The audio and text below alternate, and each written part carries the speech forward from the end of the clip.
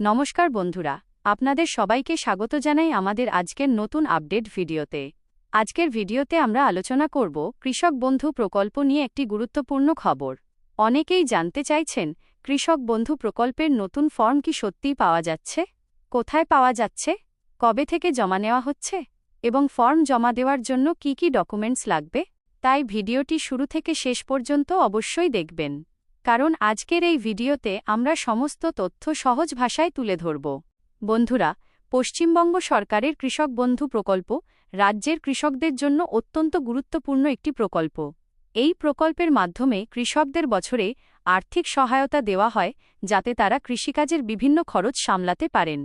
এছাড়াও কৃষক বন্ধু প্রকল্পের আওতায় কৃষকদের পরিবারকে সামাজিক সুরক্ষার সুবিধাও দেওয়া হয়। সম্প্রতি বিভিন্ন পঞ্চায়েত অফিসে কৃষক বন্ধু প্রকল্পের নতুন আবেদনপত্র বা ফর্ম পাওয়া যাচ্ছে বলে খবর সামনে এসেছে। অনেক জায়গায় ইতিমধ্যেই আবেদন গ্রহণের কাজ শুরু হয়েছে। ফলে যেসব কৃষক এখনও এই প্রকল্পের সুবিধা পাচ্ছেন না অথবা নতুনভাবে আবেদন করতে চান, তাদের জন্য এটি একটি গুরুত্বপূর্ণ সুযোগ। এখন প্রশ্ন হল, কারা আবেদন করতে পারবেন? যেসব কৃষক পশ্চিমবঙ্গের স্থায়ী বাসিন্দা এবং নিজের নামে কৃষিজমি রয়েছে, তারা আবেদন করতে পারবেন। এছাড়াও বর্গাচাষী বা নথিভুক্ত ভাগচাষীরাও নির্দিষ্ট শর্ত পূরণ করলে আবেদন করার সুযোগ পেতে পারেন। এবার আসা যাক সবচেয়ে গুরুত্বপূর্ণ বিষয়ে, অর্থাৎ কৃষক বন্ধু ফর্ম জমা দিতে কি কি ডকুমেন্টস লাগবে। প্রথমেই লাগবে আবেদনকারীর আধার কার্ড।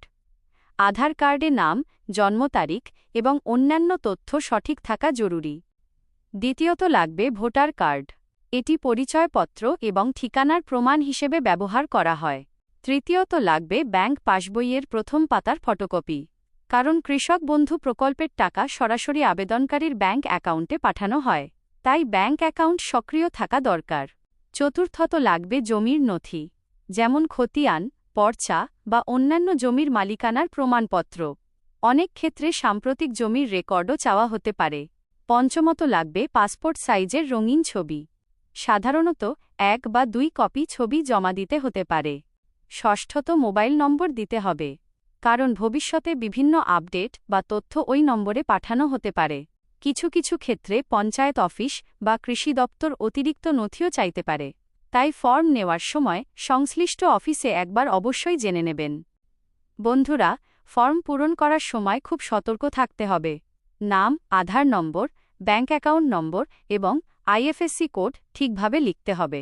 যদি কোনো ভুল তথ্য দেওয়া হয়, তাহলে আবেদন বাতিল হয়ে যেতে পারে অথবা টাকা পেতে সমস্যা হতে পারে। অনেকেই প্রশ্ন করছেন, ফর্ম কোথায় জমা দিতে হবে? বর্তমানে অধিকাংশ ক্ষেত্রে গ্রাম পঞ্চায়েত অফিসে আবেদনপত্র জমা নেওয়া হচ্ছে, তবে কিছু এলাকায় কৃষি দপ্তরের অফিস বা ব্লক অফিসেও জমা নেওয়া হতে পারে। তাই আপনার এলাকার পঞ্চায়েত অফিসে যোগাযোগ করে নিশ্চিত হয়ে নিন। আরেকটি গুরুত্বপূর্ণ বিষয় হল ভেরিফিকেশন। ফর্ম জমা দেওয়ার পর সংশ্লিষ্ট দপ্তর আবেদনকারীর তথ্য যাচাই করবে। জমির নথি, আধার কার্ড, ব্যাংক অ্যাকাউন্ট সহ সমস্ত তথ্য মিলিয়ে দেখা হবে। সবকিছু সঠিক থাকলে আবেদন অনুমোদিত হবে। যারা ইতিমধ্যে কৃষক বন্ধু প্রকল্পের সুবিধা পাচ্ছেন, তাদের ক্ষেত্রেও অনেক সময় তথ্য হালনাগাদ করার প্রয়োজন হতে পারে।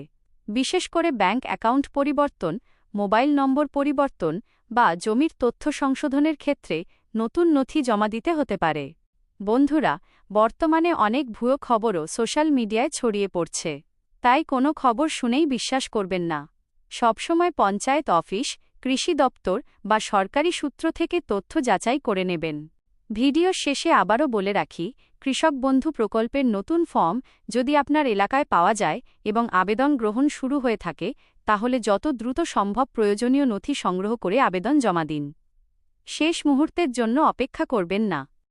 আজকের এই গুরুত্বপূর্ণ আপডেট আপনাদের কেমন লাগলো অবশ্যই কমেন্ট করে জানাবেন। আর যদি ভিডিওটি ভালো লাগে তাহলে ভিডিওটিতে একটি লাইক করবেন, বন্ধুদের সঙ্গে শেয়ার করবেন এবং আমাদের চ্যানেলটি সাবস্ক্রাইব করে পাশে থাকা বেল আইকনটি প্রেস করে রাখবেন, যাতে আগামী দিনে সমস্ত সরকারি প্রকল্পের আপডেট সবার আগে পেয়ে যান। ধন্যবাদ।